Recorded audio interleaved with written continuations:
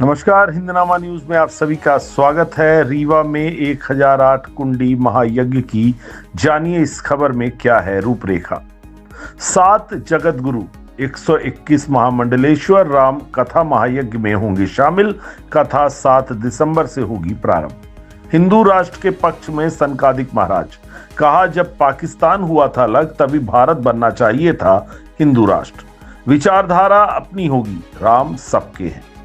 भगवान राम किसी एक व्यक्ति के नहीं, वह सबके भगवान हैं। भले ही लोगों की विचारधारा अलग अलग हो, मगर एक ही राम संपूर्ण ब्रह्मांड में बसे हुए हैं। यह कहना है अनंत विभूषित सनकादिक महाराज का, जो रीवा के बता दें यूनिवर्सिटी परिसर में आयोजित 1008 कुंडी महायज्ञ में शामिल होने के लिए रीवा पधारे हैं। दरअसल रीवा शहर में स्थित विश्वविद्यालय परिसर में 1008 कुंडी महायज्ञ का आयोजन किया जा रहा है, जिसमें शामिल होने के लिए अनंत विभूषित सनकादिक महाराज रीवा पहुंचे हैं। इसके अलावा कार्यक्रम के आयोजन में बड़ी दूर दराज से संतों और साधुओं के आने की भी संभावना है, जिसमें रासलीला और कथा प्रवचन भी किया जाना है। बताया जा रहा है राम महायज्ञ में सैकड़ों संत शामिल होंगे, जिसमें रामलीला और प्रवचन का कार्यक्रम भी होगा। तो वहीं कार्यक्रम में प्रतिदिन मालपुआ और खीर का भंडारा किया जाएगा, जिसे बनाने के लिए बाहर से हलवाई भी बुलाए गए हैं। तथा इस महायज्ञ को लेकर लोगों में अपार उत्साह देखने को मिल रहा है। वहीं राजस्थान के कारीगर यज्ञशाला का निर्माण करने में जी जान से जुटे हैं। सनकादिक महाराज ने सोमवार को कार्यक्रम की रूपरेखा बताने को लेकर पत्रकारों से चर्चा की। उन्होंने बताया कि रीवा की धरती में पहली बार 1008 कुंडी श्री राम महायज्ञ आगामी 7 दिसंबर से होने जा रहा है, जो 15 दिसंबर को विशाल भंडारे के साथ समाप्त होगा। तथा यज्ञ से पहले 7 दिसंबर को यज्ञ स्थली झलबदरी धाम झुरहा बाबा आश्रम विश्वविद्यालय के समीप से सुबह 8 बजे कलश यात्रा निकाली जाएगी। उन्होंने बताया कि इस कलश यात्रा में हजारों हजार से अधिक लोगों के शामिल होने की उम्मीद है। हजारों पुरुष सफेद धोती और कुर्ते में रहेंगे, जबकि महिलाएं पीले रंग की साड़ी पहनकर कलश लेकर चलेंगी। कलश यात्रा का जगह जगह स्वागत भी किया जाएगा। इस दौरान महायज्ञ को लेकर बातचीत करते हुए सनकादिक महाराज ने हिंदू राष्ट्र को लेकर भी अपने विचार व्यक्त किए और कहा कि विभाजन के दौरान धर्म के आधार पर पाकिस्तान को मुस्लिम राष्ट्र का दर्जा दिया गया था, तभी भारत को भी हिंदू राष्ट्र का दर्जा मिल जाना चाहिए था, परंतु जो तब ना हो सका उसे अब करने की कोशिश में तमाम हिंदू समाज जुटा हुआ है। सनकादिक महाराज ने हिंदू एकता को लेकर भी अपने विचार व्यक्त किए, जिसमें उन्होंने कहा कि हिंदू कभी अलग नहीं हुआ, वह हमेशा से एक था और एक ही रहेगा। इसके आगे उन्होंने कहा कि विचारधारा भले ही किसी की अलग हो, भगवान राम तो सबके हैं। रीवा के झलबदरी आश्रम में बता दें 7 दिसंबर से आयोजित होने जा रहे 1008 कुंडी श्री राम कथा महायज्ञ में शामिल होने आए सनकादिक महाराज ने पत्रकार वार्ता करते हुए जानकारी दी। उन्होंने बताया कि आगामी 7 दिसंबर से श्री राम महायज्ञ का आयोजन शुरू होगा, जो 15 दिसंबर तक चलेगा। देश के विभिन्न प्रांतों से संत महात्मा महायज्ञ में शामिल होंगे, जिसमें 7 जगत गुरु 121 महामंडलेश्वरों के शामिल होने की संभावना है। स्वामी राम मनोहर दास राम कथा का वाचन करेंगे। साथ ही वृंदावन की मंडली के द्वारा रासलीला का भी मंचन किया जाएगा।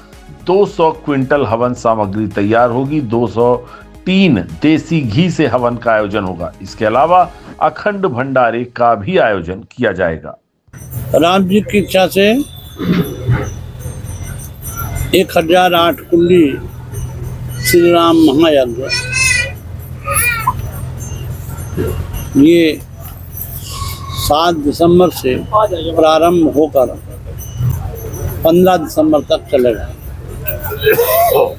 इसमें देश के विभिन्न प्रांतों से लगभग कुछ पूर्वोत्तर के राज्य हैं जहाँ संत महात्मा नहीं हैं, उनको छोड़ के लगभग सभी प्रांतों से महात्मा यहाँ पधार रहे हैं। इसमें लगभग 7-8 जगत गुरु और 121 महामंडलेश्वरों को पधारने की संभावना है।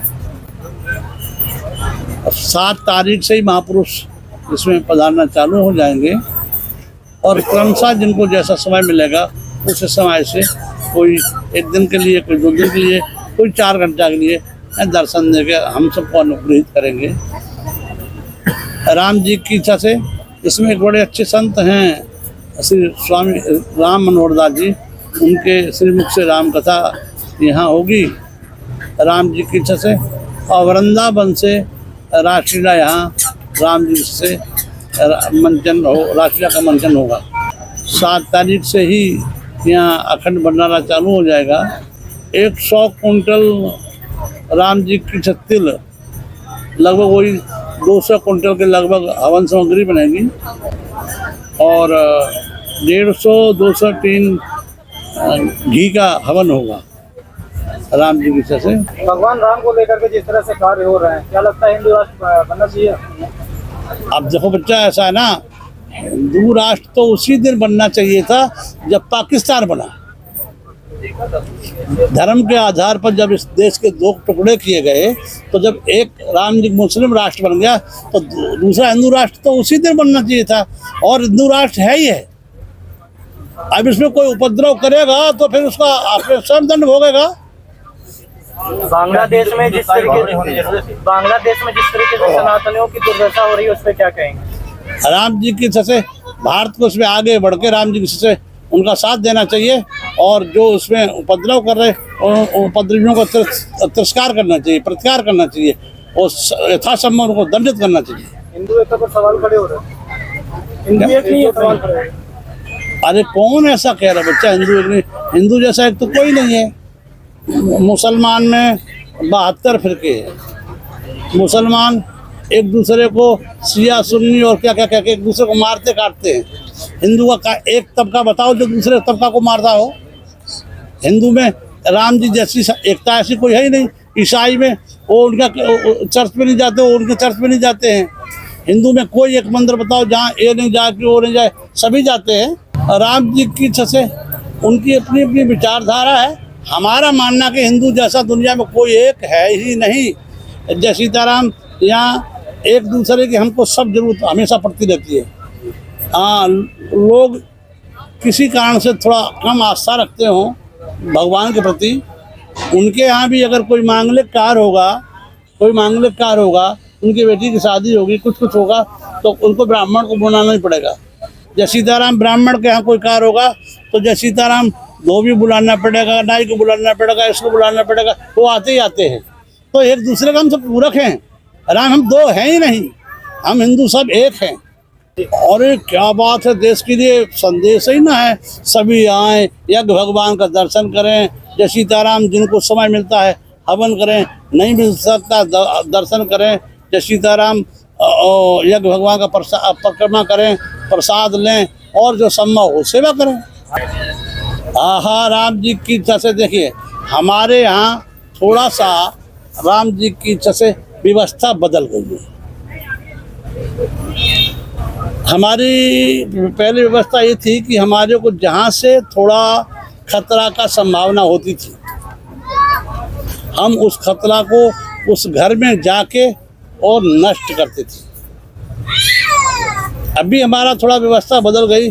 कोई खतरा हमारे पर जब आके अटैक करता है तो हम उसका प्रतिकार करते हैं।